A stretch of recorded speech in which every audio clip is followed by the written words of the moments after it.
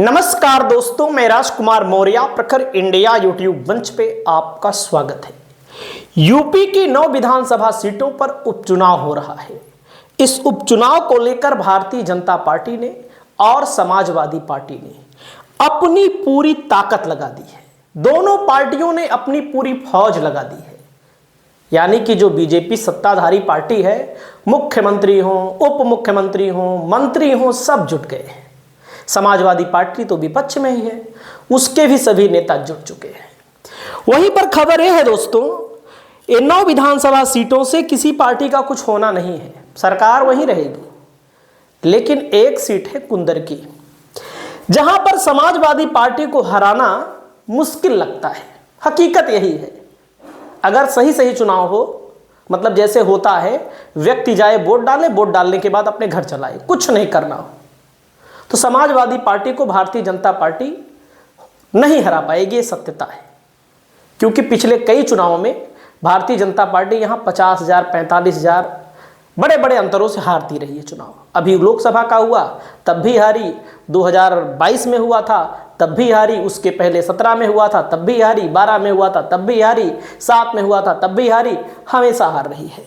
तो समाजवादी पार्टी ने हाजी रिजवान को टिकट दिया है, बहुत ही मजबूत नेता है वहाँ के, और इनका चुनाव जीतना लगभग तय है। अब इनके ऊपर दबाव बनाया जा रहा है। जब इनके ऊपर दबाव बनाया जा रहा है तो इन्होंने एक वीडियो अपना शेयर किया है। उस वीडियो में कह रहे हैं कि हमको जेल में डाल दिया जाए, हमको गोली मार दी जाए। क्यों? क्योंकि इनको प्रचार करने नहीं दिया जा रहा है, इनके लोगों को उठाया जा रहा है, ऐसा इनका आरोप है। क्या कह रहे हैं आप सुनिए, पे आप यहां पर सुनिएगा। हमें तो बात करनी है, आपको आगे पार करनी है, या जेल में और या फिर झाड़पट जेलों को बना के जो ड्राइव बना दिया। ना वो चुनाव नहीं रहेगा, लोकतंत्र का बिल्कुल गलत होता जा रहा है। पुलिस के बल पे सब कुछ हो रहा है, ये सब कुछ पुलिस के बल पे हो रहा है। जेल में डाल दो ना, जेल में डाल दो। अच्छा, हम तैयार हर तरह से, सबको जेल में डाल दो, गोली चलाओ चाहे हम पूरे घर को। हमने यहाँ पर देखिएगा, हमें कुछ नहीं सुनना है, हमें जेल में डाल दो। क्योंकि यहाँ पर मामला जो है शासन प्रशासन के ऊपर आरोप लगा रहा है कि लोगों को वोट देने से मना किया जा रहा है। आगे की वीडियो में इन्होंने क्या अपील की है वो भी सुनिएगा। आज जैसा कि मेरे संज्ञान में आया है, लोगों ने मुझे बताया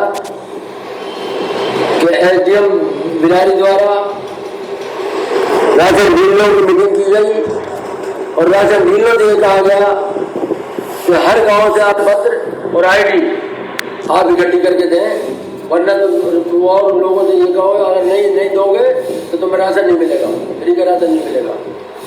मेरा कहना यह है, किसी बहकावे में नहीं आवे, किसी बात से डरना नहीं है, घबराना नहीं है। मैं हर अपने सपोर्टर अपने वोटर के साथ खड़ा हूँ। कोई इंशाल्लाह आपका कोई नहीं बाल मांगा कर सकता। 2 दिन अगर एक बार अनाज नहीं भी मिलेगा आपको तो आपको भूखे नहीं मर जाओगे। इसमें और उसके लिए पूरी इंतजाम पूरा व्यवस्था मैं कर दूंगा। यहाँ पर इनके द्वारा बताया जा रहा है कि पुलिस प्रशासन के द्वारा दबाव बनाया जा रहा है, अगर वोट देने जाओगे तो राशन नहीं मिलेगा। तो यहाँ पर कुंदरकी के प्रत्याशी कह रहे हैं राशन मैं दूंगा और राशन नहीं मिलेगा तो भूखे नहीं मर जाओगे। और इन सब बातों को लेकर के यहाँ मामला छलावे में बहकावे में अधिकारियों को ना है, जिस तरह के छलावे में बहकावे चलाए जा रहे हैं। कुंदर की विधानसभा की जितनी भी मेरी आवाम है वो कान खोलकर सुन ले। किसी को अपना पहचान पत्र और किसी कोई भी जो है अपनी आईडी ना दे, चाहे कितने ही नोट डाले दिए जा, चाहे जेल का नोट डाले दिए जा, अधिकारी किसी तरह का नोट डाले दे, गाँव का राशन डीलर कोई नोट डाले दे, गाँव का प्रधान बुला लेते, कोई भी जो है अपना आईडी और पहचान पत्र ना दे। तो आईडी और पहचान पत्र मांगा जा रहा है, मतलब अगर जो लोग नहीं जमा करेंगे उनको नहीं मिलेगा, ऐसा आरोप लगाया जा रहा है समाजवादी पार्टी के प्रत्याशी की तरफ से। वैसे मैं आपको सही से बता दूं, कुंदरकी बीजेपी के लिए जीतना बहुत मुश्किल चुनाव है। हालांकि उपचुनाव है, जैसे ऐसे होता रहा तो जीत भी लेगी। मैं आपको कुंदरकी के बारे में थोड़ा बताना चाहूँगा। यहाँ पर लगभग 65% मुस्लिम आबादी है, 35% हिंदू है, और हिंदुओं में भी यादव शामिल हैं, हिंदुओं में ही दलित शामिल हैं, जो बीजेपी को नापसंद करते हैं। और मैं आपको दिखाना चाहता हूं यहाँ पर कुंदरकी विधानसभा में पिछले कुछ चुनावों को अगर आप देखेंगे तो बीजेपी की स्थिति बहुत खस्ता हाल रही है। अब जैसे बसपा लड़ाई के बाहर है, ये सत्यता है, बसपा लड़ाई के बाहर है। यहाँ पर सपा और भाजपा में मुकाबला है। जब बसपा से हाजी रिजवान चुनाव लड़े थे, यही पिछली बार 22 में लड़े थे, आप देखिएगा यहाँ पर थोड़ा सा आंकड़ा, हाजी रिजवान इस इलाके के मजबूत नेता हैं, बसपा से लड़े थे, मतलब सपा ने इनका टिकट काट दिया था 22 में, और उसके पहले विधायक थे। 42,742 वोट पाए थे। इसमें कम से कम अगर आप मानेंगे, कम से कम अगर आप मानेंगे तो 15 से 20,000 वोट, 15 से 20,000 वोट मुस्लिम समुदाय का है, और पूरा वोट मुस्लिम यादव का यहाँ पर है। अब आप देखिए आपके सामने, जब दो मजबूत प्रत्याशी चुनाव लड़े, तब सपा का प्रत्याशी 43,162 वोटों से चुनाव जीता। जियाउर रहमान अब सांसद बन चुके हैं, शफीकुर रहमान के पोते संभल के सांसद बन चुके हैं। तो इस सीट पर अब की बार आंकड़ा और बड़ा होने वाला है।